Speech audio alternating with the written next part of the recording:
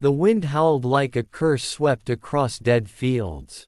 Along a cold, hardened dirt path covered with moss and brittle leaves, 6 ragged figures staggered forward through mist as thick as spilt milk. The sun hadn't appeared in days, only a leaden sky and a chill that sank deep into the marrow. They had lost count of the weeks since their village had been burned to the ground by roaming mercenaries. Leading the group was a black-haired woman with tangled locks and eyes as hollow as cave mouths. Her name was Elred, widow of a farmer conscripted into war, never to return. At her side trudged 2 children. Little Efa, just 8, so thin she seemed all eyes and bones, and 5-year-old Rodri, who clutched his belly and whimpered from hunger. Behind them hobbled old Maywin, a weathered healer leaning on a walking stick carved from ash wood, his patched cloak flapping like a dying banner. Then came Eogan, a one-legged former soldier with a makeshift wooden crutch. Lastly walked Isolda, a young woman heavy with child, her belly swollen beneath layers of filthy cloth, her face a mask of silent endurance. No one spoke. In the hush of the winter woods, even a gust through the branches sounded like a scream. "There," Elred murmured, her voice dry as fallen leaves. "I see a roof." Out of the mist emerged shapes, worn thatched roofs, rotting beams, and crooked chimneys. A village. Not large. Perhaps 10 homes. No smoke. No voices. No barking dogs, no clucking hens. Only wind hissing through cracked timbers. "Could be abandoned," Eogan muttered. "Or dead. Or hiding," Maywin added under his breath.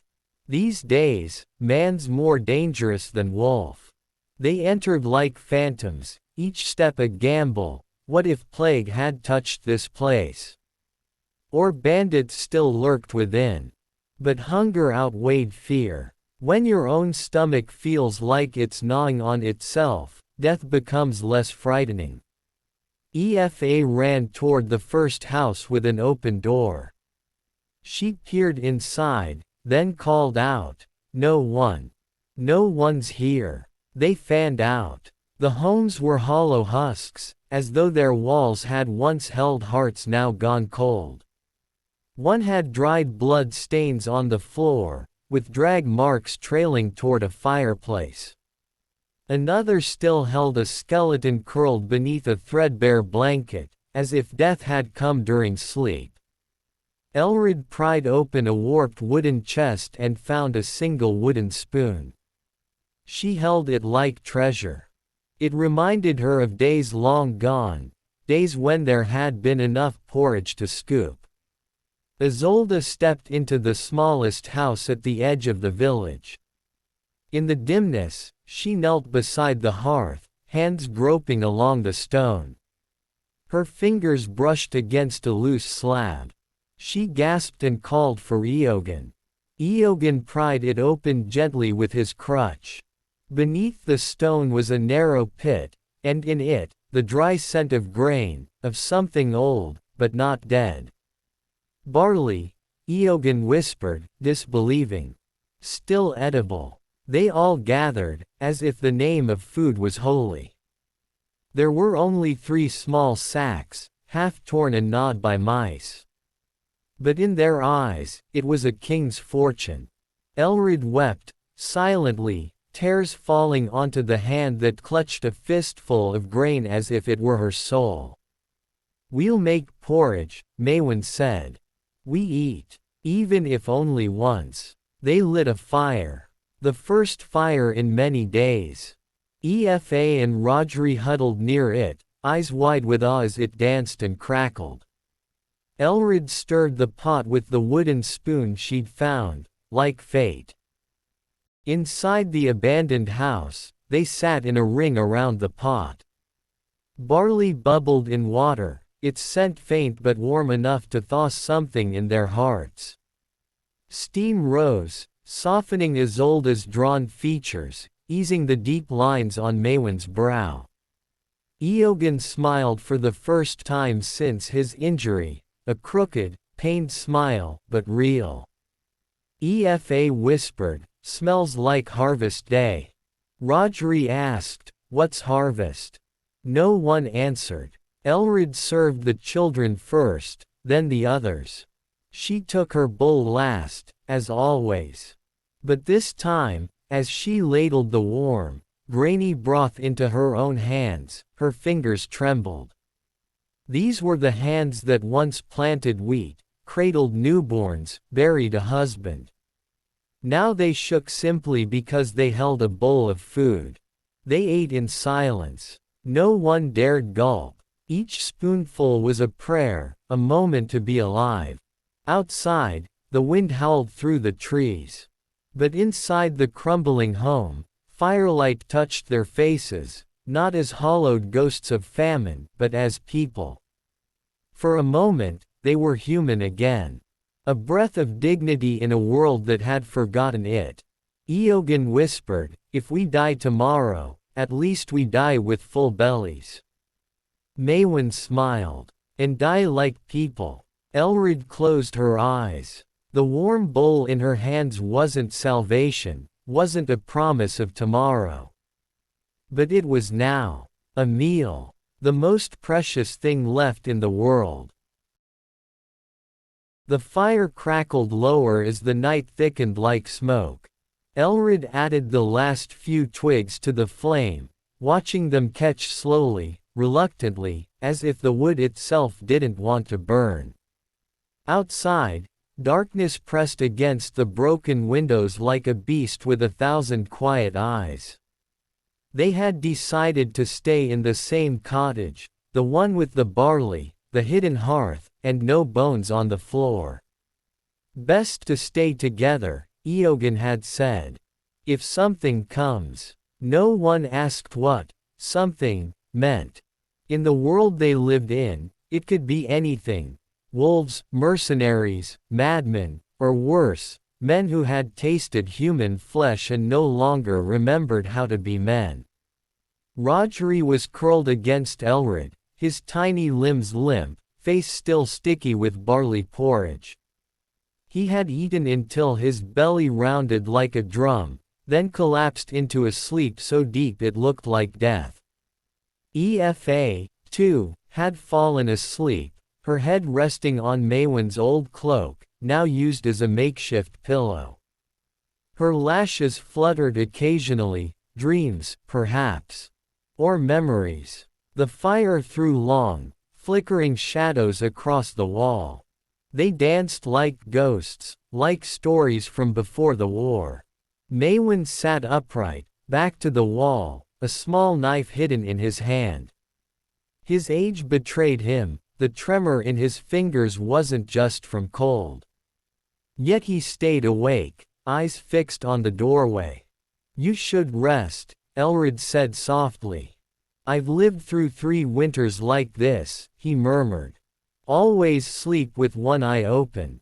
Elred nodded. She looked to Eogan, who had positioned himself just inside the door, crutch resting nearby, one hand on a rusted hatchet they'd found in the corner. He was no longer a soldier in any true sense, but the instinct remained. Across the room, Isolde was awake too. She sat cross-legged, rubbing her belly with slow, thoughtful motions. She hadn't spoken since the meal. Elred approached and sat beside her. "Are you well?" she asked gently. Isolde nodded, then hesitated. The baby moved. Elred placed a hand on her stomach. Beneath the worn cloth, she felt it, a faint flutter, like wings brushing against her palm. "It's alive," Isolde whispered. "It's still alive in this place." Elred smiled, but there was sorrow in her eyes. "Then we'll keep it that way." Isolde didn't reply. She looked toward the shuttered window, where the wind beat gently like a breath. Her voice was low, almost inaudible. "My husband was a miller.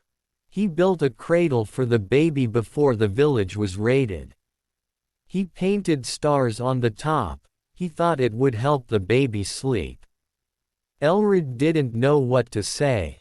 Words often withered in the face of memories. They burned the mill, Isolde continued. He tried to stop them.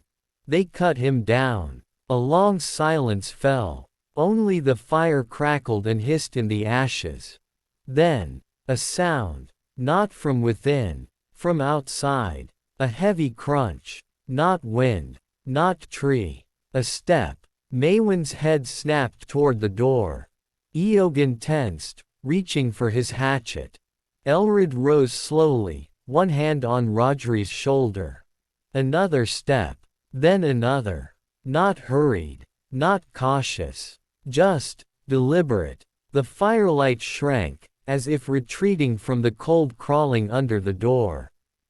Maewyn rose, slowly, knife in hand. "Who's there?" he called out, not loudly, but with iron in his voice. Silence. Then, a long, slow creak, from somewhere deeper in the village. A door. Not theirs. Everyone was awake now. Even Efa, blinking in confusion, clung to Elred's side.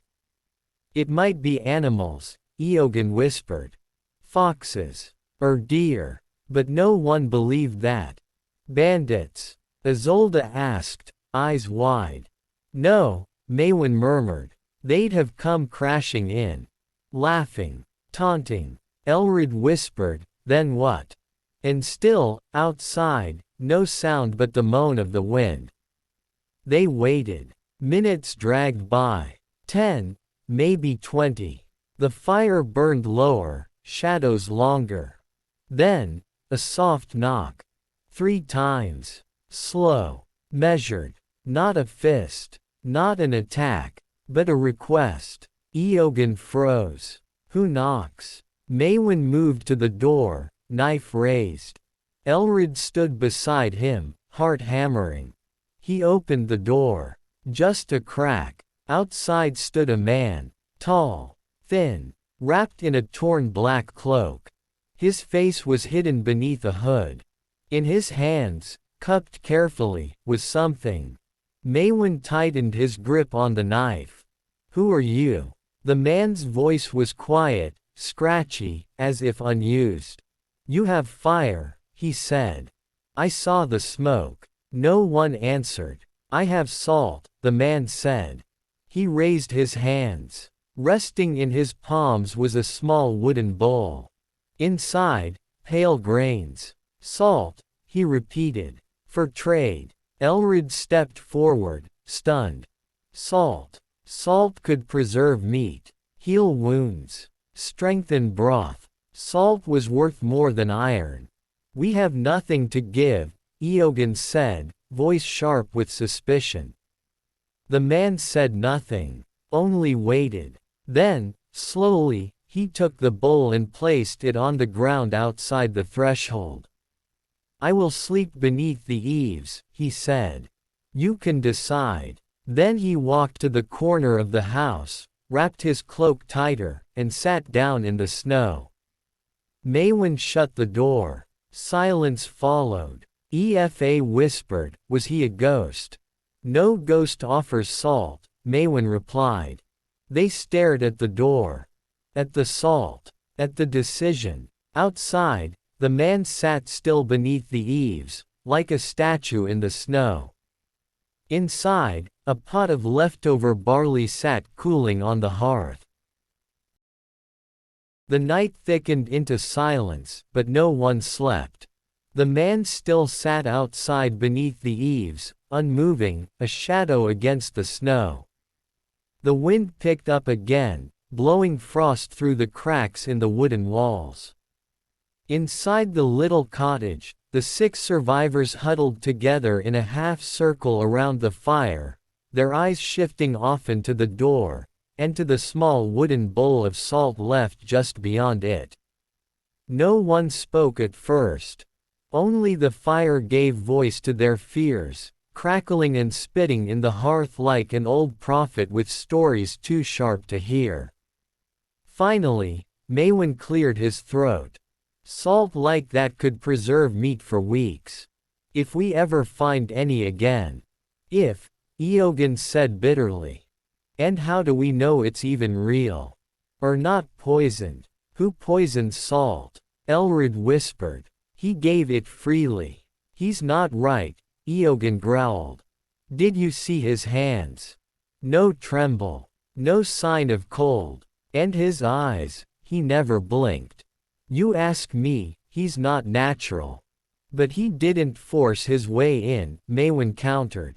He knocked. He waited. He offered. Eogan muttered, and devils wear smiles when they want to walk through doors. Isolde, quiet until now, spoke softly. He said he would sleep outside.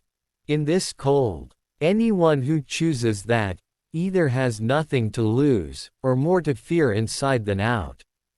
That silenced them again. Outside, the wind shrieked through the trees, and something knocked over a loose shutter on one of the nearby cottages.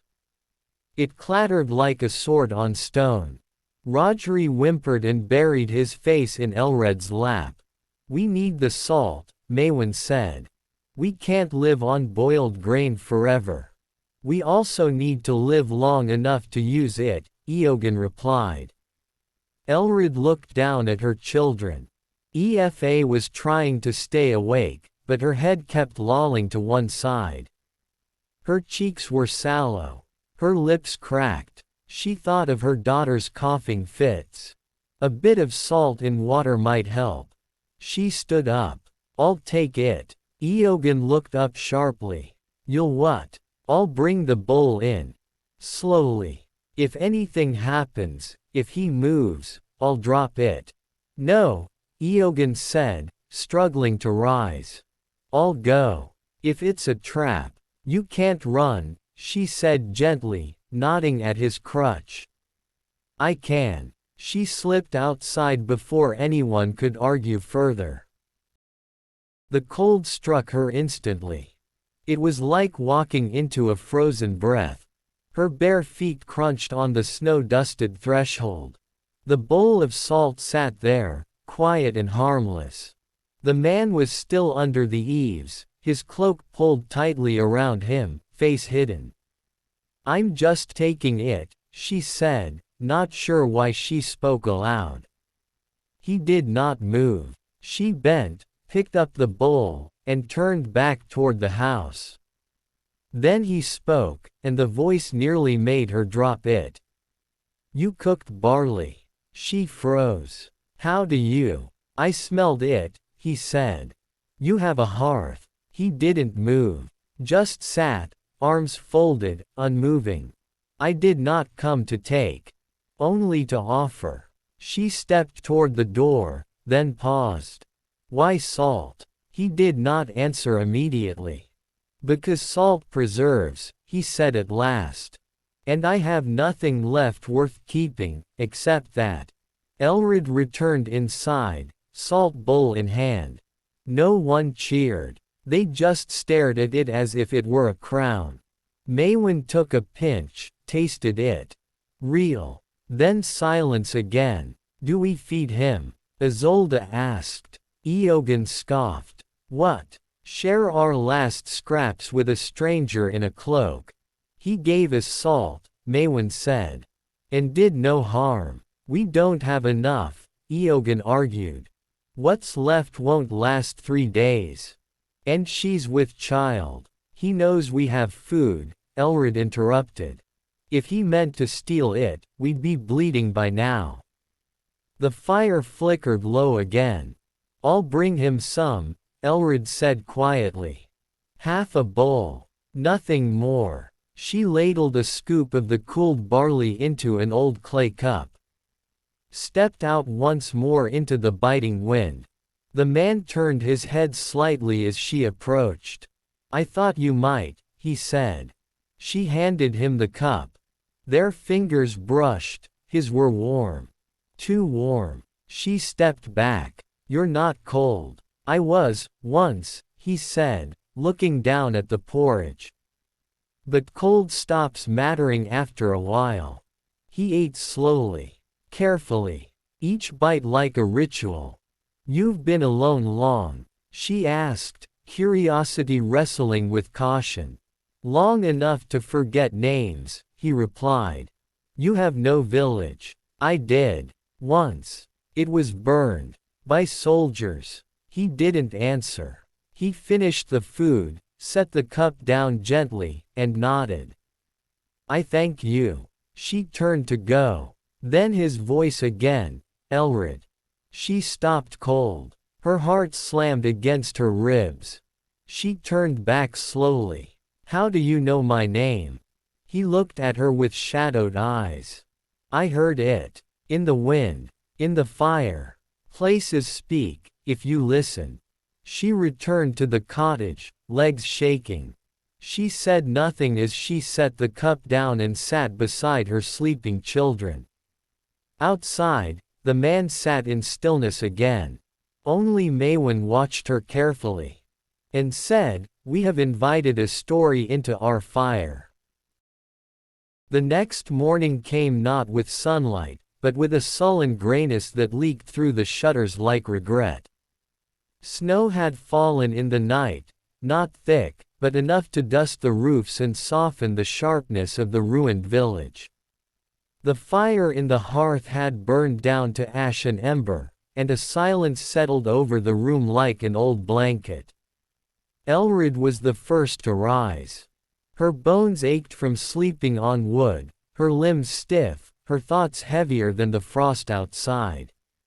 Rodri and Efa still slept, their small bodies curled close to the last trace of warmth. Maewyn sat propped in the corner, already awake, eyes bloodshot and full of questions. He didn't leave, he said softly. She nodded. I know. The cloaked stranger was still there, seated beneath the same eaves, unmoving. The snow dusted his shoulders and hood, and yet he hadn't brushed it off. He hadn't knocked, hadn't spoken. He simply waited. Eogan grunted from beside the door. Like a statue carved out of watching. We can't feed him again, he added firmly. We barely have enough for ourselves. But Isolde was watching the stranger from the window, her hand resting on her swollen belly. He gave salt, she said. That wasn't nothing. Eogan shook his head. You'd trade food for riddles. For a man who hears your name in the wind. That was strange, Maewyn admitted, still staring at Elred. You never told him who you were. I don't know how he knew, she replied, voice low. But it didn't feel like a threat. Doesn't mean it wasn't. Elred moved to the small pile of food, barely half a sack of barley now. She measured it with her eyes, lips pressed tight. 2 more days. Maybe 3, if they skipped meals. And still, she looked toward the door. I want to know who he is, she said finally. So do I, Maewyn agreed, but curiosity and survival don't often keep the same company. I'm not asking to feed him again, she said. Just to talk. Isolde touched her shoulder. I'll go with you. No, Eogan said sharply. You need to stay warm. You're too close. Elred gave Isolde a grateful glance, then stepped toward the door alone. Outside, the snow crunched gently under her feet. The cold gnawed at her cheeks, but she didn't stop. The man didn't move as she approached, though she noticed the faint mist of his breath now, proof he was still alive. Still real. She sat down beside him, not too close, and said nothing at first. The silence between them was heavy, but not uncomfortable. After a few moments, she spoke.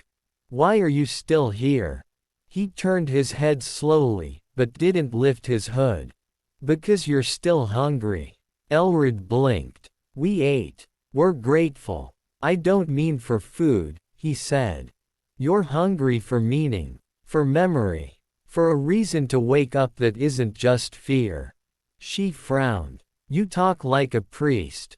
Or a madman. I've been both, he said, and outside, the snow crunched gently under her feet. The cold gnawed at her cheeks, but she didn't stop.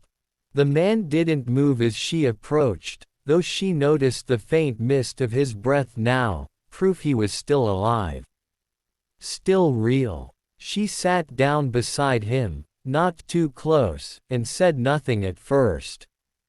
The silence between them was heavy, but not uncomfortable. After a few moments, she spoke. Why are you still here? He turned his head slowly, but didn't lift his hood. Because you're still hungry. Elred blinked. We ate. We're grateful. I don't mean for food, he said. You're hungry for meaning, for memory, for a reason to wake up that isn't just fear. She frowned. You talk like a priest. Or a madman. I've been both, he said, and Elred stared at the stranger as silence reclaimed the snowy air between them. For a moment, the wind softened. Even the trees, those skeletal silhouettes in the distance, stood still, listening. You said you were both priest and madman, she said, her voice cautious but firm. Which one are you now? The man turned slightly, the deep shadow of his hood still cloaking his face. Depends on what you believe. If you need comfort, I'm a priest. If you need warning, I'm mad. But if you need truth, he paused. I might be all three. Elred swallowed. She should have been afraid. The words he spoke were twisted like roots, but they weren't lies. There was no malice in him. No hunger for their food. No theft in his hands. Just waiting. You said you had a village once, she said. What happened to it? His body stiffened ever so slightly. The snow on his shoulders slid off in a soft hush. There was a famine, he began. The kind that turns neighbors into beasts. The kind that makes fathers dig holes instead of planting fields. He reached into the folds of his cloak and pulled out a small, worn bundle, tied with string, wrapped in old linen. From within it, he unwrapped a brittle scrap of parchment, faded, wrinkled, half-burned. He handed it to her. Elred took it with care. It was a page from a prayer book. The words were in Latin, barely legible beneath ash stains. She couldn't read them, but she recognized the layout, the golden drop cap at the beginning. This was from a chapel. She guessed. He nodded. From our chapel. I was its keeper. And when the soldiers came, I begged them to spare the food for the children. Her stomach sank. They laughed. Took everything. Then burned what was left. Elred's hands shook as she passed the parchment back. I stayed, he continued. When others fled, I buried the dead, said their names aloud every night, even when I forgot what faces went with them. Even after the stars no longer looked down. She hesitated. Why? Because someone had to remember, he said simply.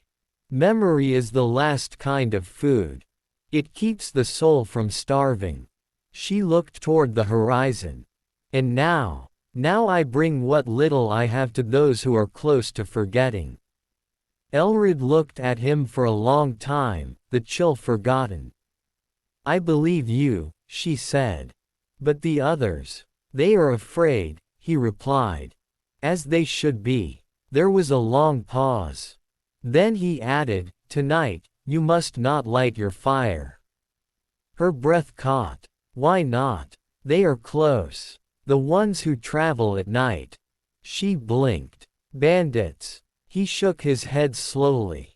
Worse. She stood then, her skin crawling. You know something, don't you? I know many things, he said. But I only speak what you are ready to hear. She turned to leave. As she walked back toward the cottage, he called after her, "Tell the old man, Maewyn, that not all the dead stay buried. He'll understand." Elred froze in place. Her mouth went dry. She hadn't spoken Maewyn's name aloud. Not once. She didn't turn back. The darkness inside the cottage felt different without the fire, thicker, almost alive. Elred sat with her arms wrapped tightly around Efa, listening to every creak in the walls, every moan of wind between the ruined houses. Somewhere beyond their shuttered windows, the cloaked stranger still sat, watching, waiting, guarding, or perhaps just observing. The others didn't speak. No one dared break the silence, as if even words might call down something they weren't ready to face. Rodri whimpered in his sleep, clutching his little fist against Elred's chest. She stroked his hair silently. And then, they heard it. At first, it sounded like boots crunching faintly in the snow, slow, deliberate steps. Not rushing, not sneaking, just approaching. Elred's blood went cold. Eogan reached for his walking stick as if it were a weapon. Isolde squeezed her eyes shut and murmured something under her breath, a prayer from her childhood perhaps. The footsteps stopped just beyond their walls. A pause. Then, nothing. No knocking. No calling. Just stillness. Maewyn's breathing was shallow. His back pressed against the stones of the hearth, even though it was cold now. "Don't move," he mouthed. "Don't breathe." The children stirred in their sleep, but didn't wake. Elred reached for the small iron knife they used to cut roots and bark. Her fingers trembled as she clutched it to her chest. Outside, the sound resumed, but not walking now. Sniffing. Something was sniffing the walls. Slowly. Carefully. Like a wolf smelling for cracks in a fence. The breath of the thing was low and wheezing, inhuman. Sick. It circled the cottage once. Twice. Its shadow passed the shutter gap, too tall, too thin. Then it stopped at the door. Elred gripped the knife harder, barely blinking. And then, a whisper. From outside. A voice, dry, broken, like wind scraping bone. "Fire." Elred felt Efa stir beside her. "Mama," the child murmured sleepily, "who's at the door?" The whisper came again. Cold. Then it scratched. A sound like claws dragging across wood. Not once. Not hard. Just lightly. Lovingly. Scratch. Scratch. Scratch. Then, suddenly, it stopped. A long moment passed. And then, a scream. From outside, somewhere deeper in the village. A high, gurgling cry. A sound of something dying horribly and fast. Eogan flinched. "That wasn't human," he whispered. Maewyn stared wide-eyed at the shutters. "No, that was human. But not for long." Outside, the scream faded into the night. And the wind returned. Dash dash dash. Morning. The gray light of dawn brought no warmth, only the slow release of breath they hadn't dared take. No one spoke until the sun was high enough to cast real shadows. Eogan opened the door slowly, crutch in hand, ready to swing. The village beyond looked unchanged. Except for the trail. Snow had been disturbed, dragged, leading away from the far end of the square. A long, winding path of smeared red. Dots of blood. Churned snow. And no sign of the cloaked stranger. "Where is he?" Elred asked. No one answered. She stepped out, against Maywin's warnings, and followed the blood trail to the edge of the village. There, beyond the boundary stone where the forest began, she saw it. A torn piece of cloak. Black, crusted with frost. And beside it, a mark in the snow. Not a footprint. A knee. As if someone knelt, and then was taken. She turned back, heart pounding. But as she did, something else caught her eye. On the threshold of their door, the salt bowl had been returned. And next to it, something wrapped in cloth. She picked it up carefully. Inside was a strip of dried meat. Real. Preserved. Clean. Beside it, a note scrawled on stiff parchment in unsteady hand. Greater than keep the children warm. I will watch from farther now. They are not gone. Only hungry. No signature. Just a symbol at the bottom. A rough drawing. A flame, surrounded by 3 thorns. She carried it back inside. That night, they did not light the fire again. But they sat closer. Held each other tighter. The children ate well. The meat was clean, and no one grew ill. Maywin stared at the symbol on the note, tracing the thorns with his thumb. I've seen this before, he said. Long ago. In the monastery. It was said to be a mark of those who had seen the end and walked back out. Like ghosts? Isolde asked. Maywin looked at her, pale. No. Like warnings. Outside, the snow fell again. And somewhere in the trees, a shape watched them. It did not move. But it was waiting. For hunger to come again. The snow didn't stop for 3 days. It fell in thick, silent curtains, burying the paths, smoothing the village ruins into shapeless mounds. The world turned white and mute, like a shroud pulled over the past. Inside the cottage, the little band survived in stillness. No fire. No singing. Only careful chewing, quiet breathing, and eyes always watching the cracks in the walls for movement. The meat from the stranger had lasted longer than expected. More than 1 bundle had been found, left at their doorstep each morning, wrapped in waxed cloth, salted and dry, clean as any lord's table. Why is he feeding us? Eogan muttered on the 3rd night, his suspicion sharpening with each gift.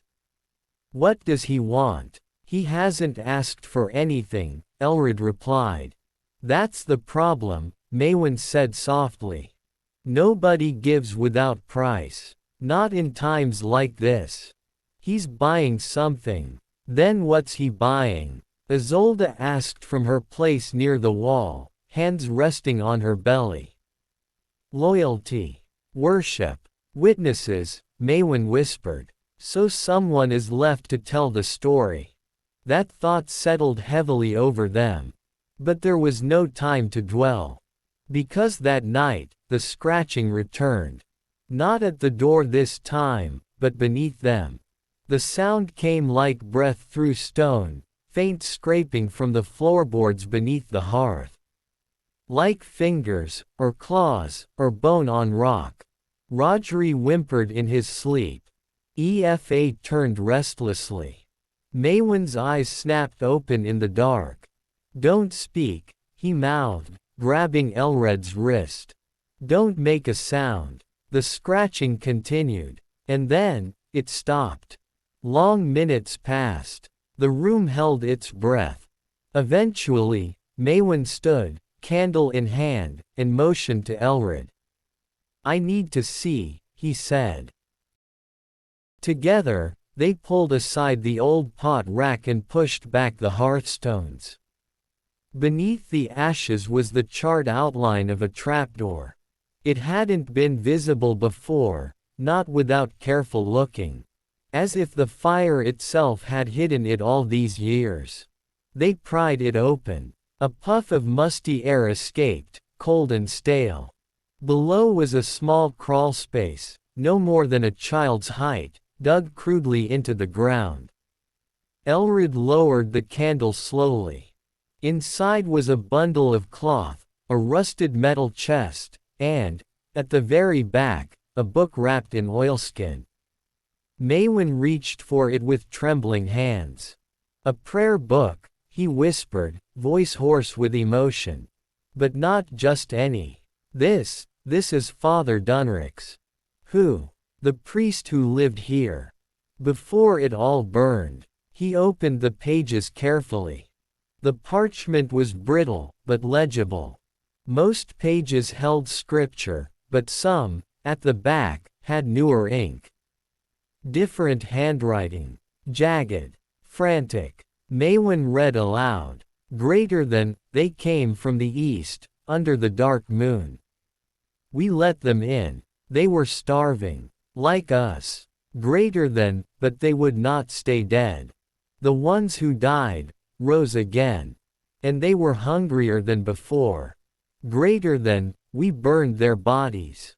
We salted the doors. But still they came. They remember warmth. And they hate it." Elred's throat tightened. Maewyn continued. "Greater than, I have locked the last of them below. The smallest one still weeps. I cannot kill a child. But it is not a child anymore. Greater than, if you find this, do not feed them. Greater than, do not light a fire. Greater than, and do not open the floor." Elred stared into the crawlspace. Her skin crawled. "There's something still down there," she whispered. Maewyn closed the book with shaking hands. "Something forgotten. Buried. But not gone." They resealed the trapdoor. The next morning, the storm ended. The sun returned, feeble and white, like a ghost of the sky it once was. Outside the cottage, the stranger had returned. But something was different. His cloak was torn. His hands were bloody. And beside him lay a long, wrapped object. A spear. A staff. Elred approached slowly. The others watched from the doorway. She knelt beside him. "You fought last night," she said. He nodded. "One made it through the circle." "Is it dead?" "They do not die," he said. "They sleep. Or starve. But they wait." She stared at him. "How long have you been doing this?"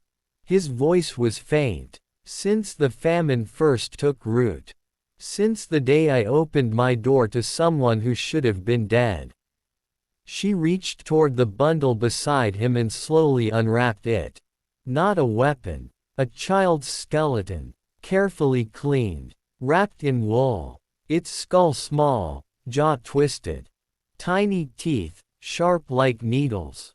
Elred gasped. This was one of them. "No," he said. "This one I saved." He looked at her then, eyes shadowed under the hood. She starved.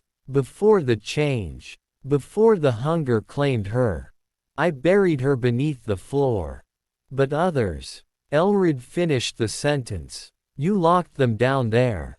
He nodded. "But they remember the fire." She looked back at the house. Then at the village. And suddenly, the snow didn't feel like safety anymore. It felt like a lid on a pot. A lid waiting to lift.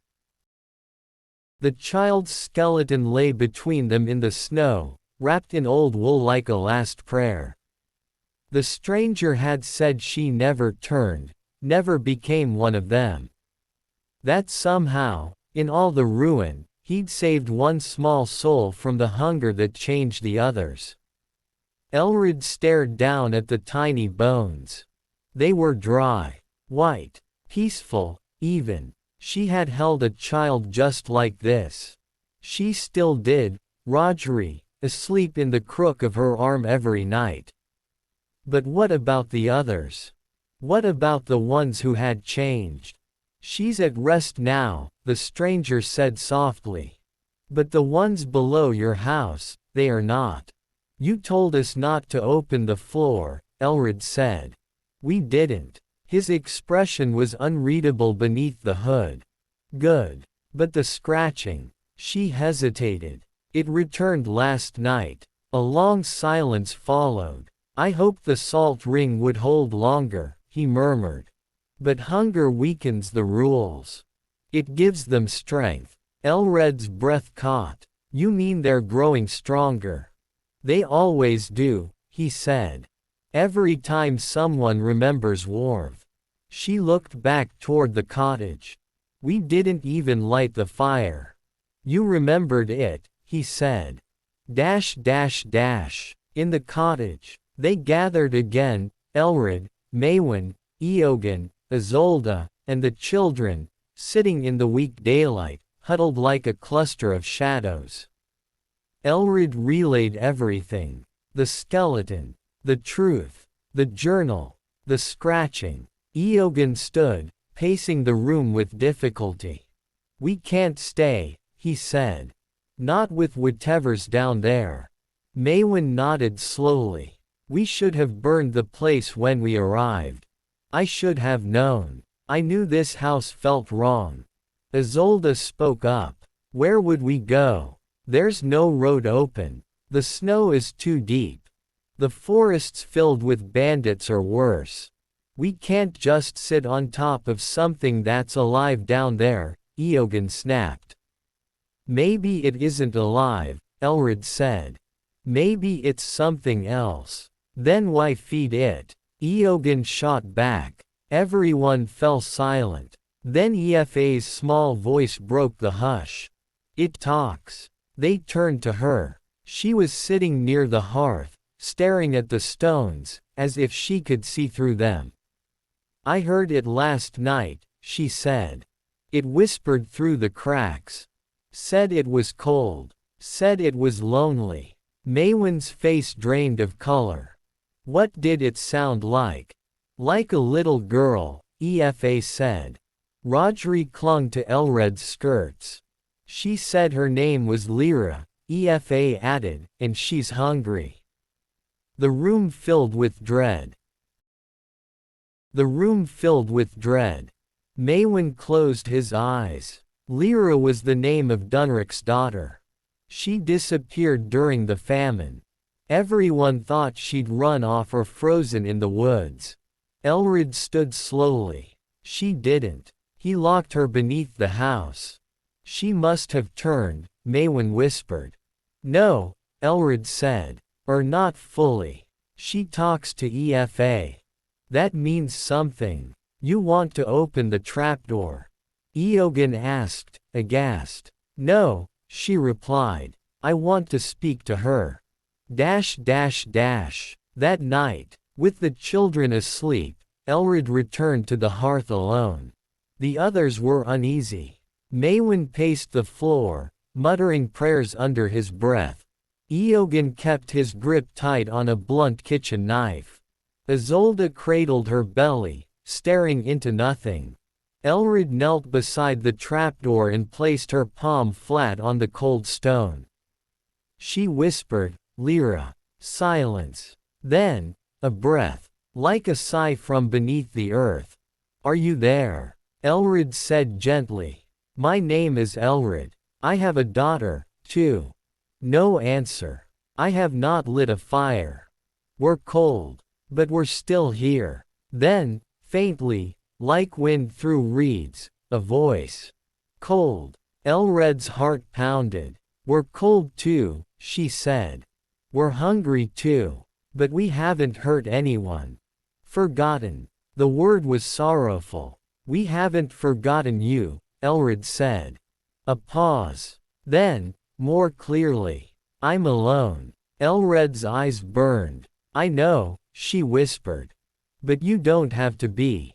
Another breath. Then, are you my mother? Elred broke. She pressed her forehead to the stone. No, but I can stay.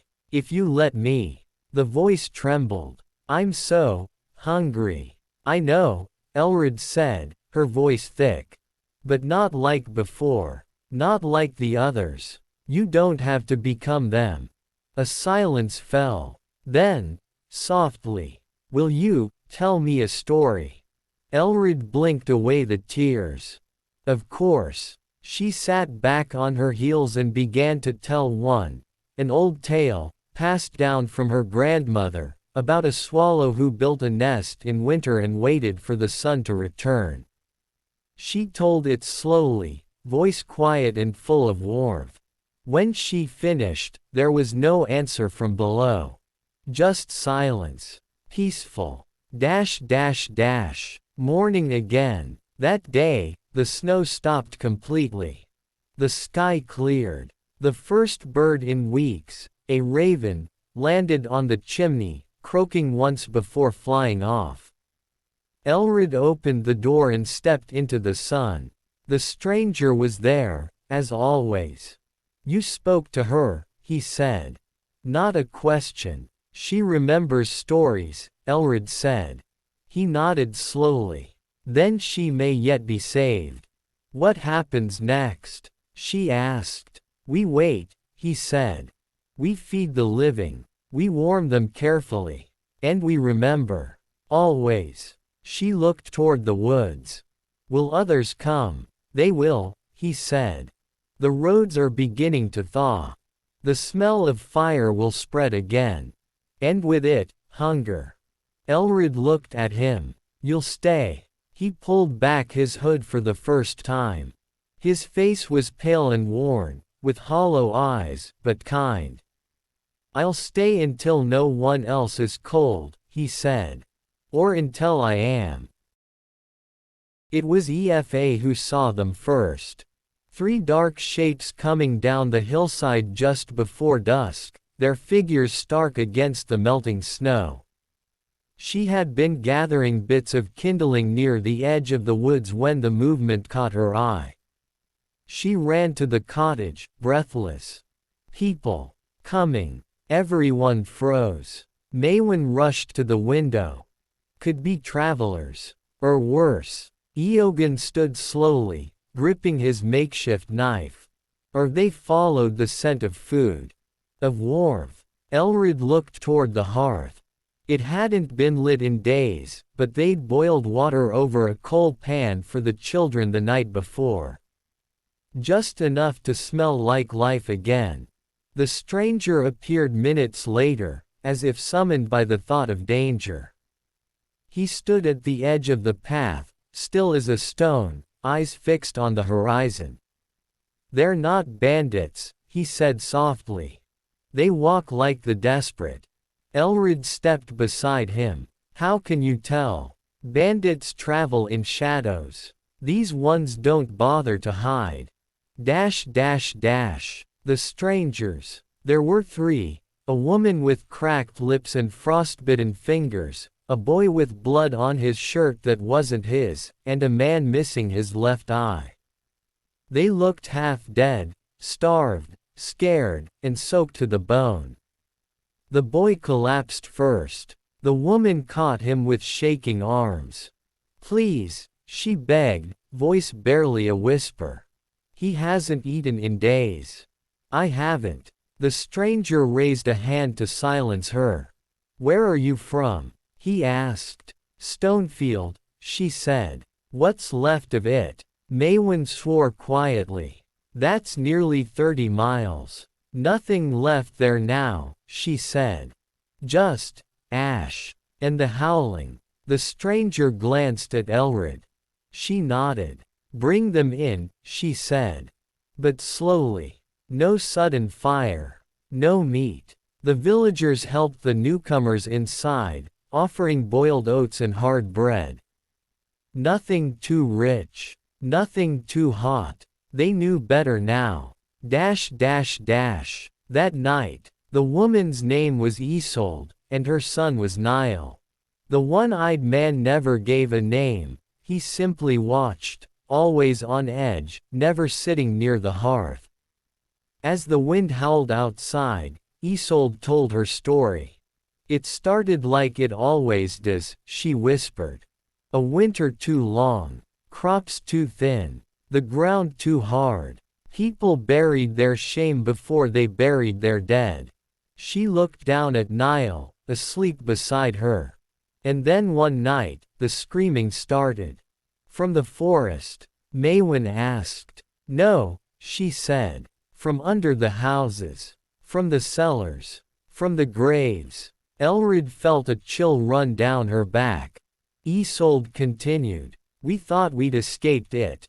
Took to the road before it spread. We saw a village burning 2 days ago. Black smoke. Men tied to posts. Someone tried to stop it. That wasn't us, Eogan muttered. No, Isolde said. But I saw something, near the fire. Small shapes. Watching. Children. Elred asked. No, Isolde whispered. Or, not anymore. The whisper beneath the hearth. That night, as everyone slept, Elred crept again to the trapdoor. Lyra, she whispered. Silence. Then a soft reply. I'm listening. Elred breathed in deeply. More people have come. More hungry souls. A pause. They're like me. Lyra asked. No, Elred said gently. They're still, before the change. The voice trembled. I remember being before. I know, Elred said. I don't want you to be forgotten. A long silence followed. Then, for the first time, I remember the fire. It was warm. Elred stiffened. But it burned, Lyra added. It burned everything. Even me. Elred felt tears rising. You didn't deserve that. I was only hungry, came the soft reply. But they were afraid. I'm not, Elred said. I know, Lyra whispered. And then, they're coming, you know. Who? The others. Like me. The ones the fire didn't stop. Elred's breath caught. How soon? She asked. Lyra's voice cracked like a frostbitten branch. Before the next snowfall. Smoke in the wind. The next morning, a strange smell rode the breeze, charcoal and iron. Not wood smoke. Not cooking fires. Burned flesh. The stranger climbed the hill alone and returned quickly. There's another village 3 miles from here, he said. It was burned last night. Survivors? Maewyn asked. No. Elred looked at him. You're sure? He nodded. No bodies. Just blood. Like something was dragged. The new strangers heard this and went pale. It's them, Isolde said. I told you. They don't stop. They smell the fire. The food. The living. Elred's voice was steel. Then we must be ready. Preparing the house. They salted the windows again. Strengthened the door. Dug shallow trenches around the cottage and filled them with broken glass and ash. The stranger took the children aside, taught them how to recognize the cold whispers, the sound of bones scraping stone. Eogan stood watch each night, one eye always fixed on the forest. And Maewyn prayed again, for the first time in weeks. One last choice. That night, Elred returned once more to the hearth. Lyra, she whispered. I'm here. Will they come for us? They always do, the girl replied. But they listen to me. Some of them. Can you stop them? A long silence. No, Lyra said. But I can slow them. If I'm fed. Elred went still. What do you mean? I don't want people, Lyra said quickly. Not like the others. Just warmth. Stories. A little blood. Just enough to remember life. Elred closed her eyes. A deal. Not with a devil. But with something colder. Something older. Something forgotten. If I say yes, Elred asked quietly, what will it cost? Lyra's reply was gentle, almost childlike, only what you can spare. The fire was lit. For the first time in weeks, warmth bloomed in the center of the cottage, not just the weak orange of boiled water, but a real flame. It snapped and danced in the hearth, sending flickers across the stone walls and the faces of those who watched it in silence. No one spoke. They had all agreed, in the end, after hours of silence, of pacing, of watching the horizon through the windows with dread. Lyra's voice had returned the night before with more urgency. "They are close," she'd whispered. "They smell your breath." So Elred made the deal. Not with fire, not with fury, but with memory. Feeding the flame. The first offering was small. A single drop of blood, willingly given, pressed from Elred's thumb and dripped through the cracks in the hearthstone. She whispered Lyra's name as she let it fall, then spoke aloud the story she had told the girl once before, the tale of the swallow, waiting for spring. "I'm listening," Lyra had whispered. And the scratching stopped. The second offering came that morning, a copper trinket, worn smooth from a child's hand. Rodri's toy. He gave it up with a solemn nod. "If it helps her not be lonely." Elred wept silently as she buried it near the stones. The fire burned a little brighter. When they came, the sky that day was the color of ashes.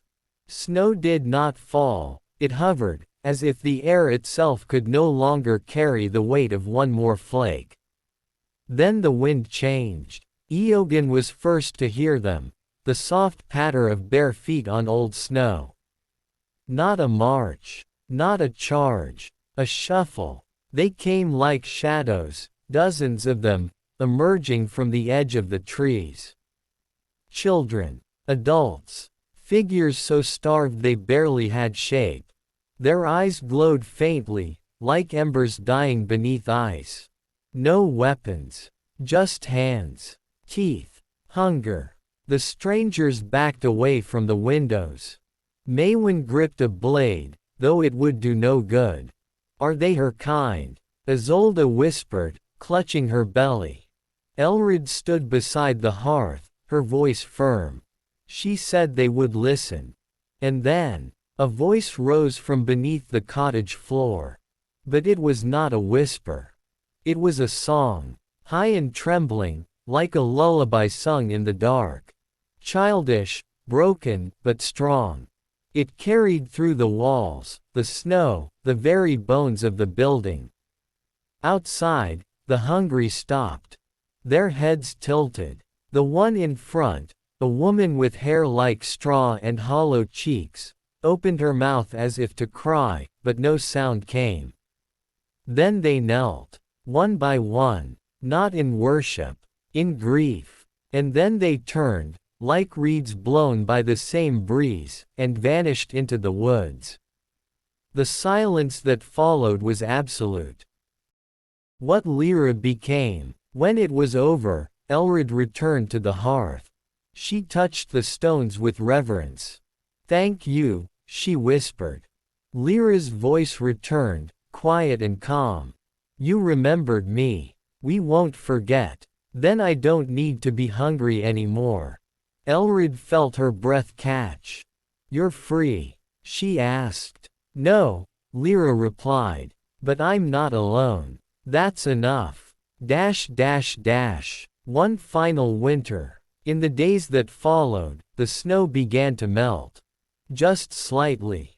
Just enough. Birds returned, first the raven, then sparrows. The sky, once like slate, now held streaks of gold by morning. Isolde and her son stayed. The one-eyed man left without a word. The children played again, though they stayed away from the hearth. The trapdoor was sealed shut, but never ignored. Each week, they placed a small thing upon it, an offering, a memory, a kindness, a story, a name, a song. And the house stood still. Never warm. But never cold again. The last meal. Weeks later, when the first roots of spring curled green through the slush, Elred prepared a meal. The last meal of winter. Bread with herbs. A stew of dried beans and salt pork. Nothing luxurious. Nothing wasted. But made with care. They set it on the table in silence. No feast. Just gratitude. Before they ate, Elred stood. She turned toward the hearth. To Lyra, she said. To those who were lost, but not forgotten. Everyone bowed their heads. Then they ate. And for the first time, the food filled more than their bellies. It warmed their hearts. Epilogue. When the roads opened, travelers came weeks later. They found the village half awake, half healed. Children with wary eyes. Fields just beginning to thaw. But most of all, they found the cottage at the hill's edge, whole, untouched by ruin. When asked how they survived, Elred only smiled. We remembered. Remembered what? They asked. She looked toward the hearth, where the fire burned low but steady. Not what we were told to forget. The travelers stayed the night. They left the next morning, whispering stories of a woman who sang to the dead and fed the living. A woman with eyes like storm clouds and a voice like winter. A mother, they said. Or maybe a witch. But always, always, kind. And in the years that followed, when other winters returned, people sometimes came to the cottage with offerings. Small ones. Honest ones. And they always left fed.